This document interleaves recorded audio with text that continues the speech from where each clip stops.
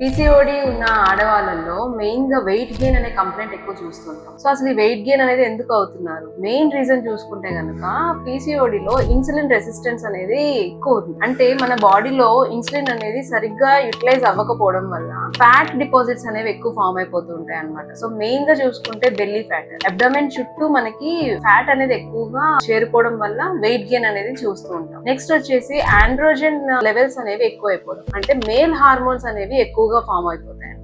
So దాని వల్ల ఏమవుతుంది, మెటబాలిజం తగ్గిపోతుంది. మెటబాలిజం తగ్గిపోవడం వల్ల వెయిట్ గెయిన్ అనేది ఎక్కువ అవుతూ ఉంటారు. అట్లాగే స్లీప్ డిస్టర్బెన్సెస్ కూడా ఉంటూ ఉంటాయి పీసీఓడి ఇష్యూస్ లో. సో నిద్ర సరిగ్గా పట్టకపోయినా సరే వీళ్ళల్లో కూడా వెయిట్ గెయిన్ అవుతూ ఉంటారు. అండ్ హంగర్ క్రేవింగ్స్ ఎక్కువ ఉంటాయి అనమాట. సో ఎక్కువగా ఆకలి వేయడం, సో విపరీతంగా ఆకలి వేయడం వల్ల ఫుడ్ ఎక్కువ తీసుకోవడం. సో ఈ రీజన్స్ వల్ల మనకి పీసీఓడిలో వెయిట్ గెయిన్ అనేది ఉంటుంది. అట్లా కొంతమందిలో ఏమి తినట్లేదండి అయినా సరే వెయిట్ గెయిన్ అయిపోతుంది అని అంటూ ఉంటారు. సో దానికి మెయిన్ రీజన్ వచ్చేసి ఇన్సులిన్ రెసిస్టెన్స్, అట్లాగే ఈ ఆండ్రోజన్ హార్మోన్ యొక్క ఇంబ్యాలెన్స్ వల్ల మనకి వెయిట్ గెయిన్ అనేది ఎక్కువ చూస్తాం.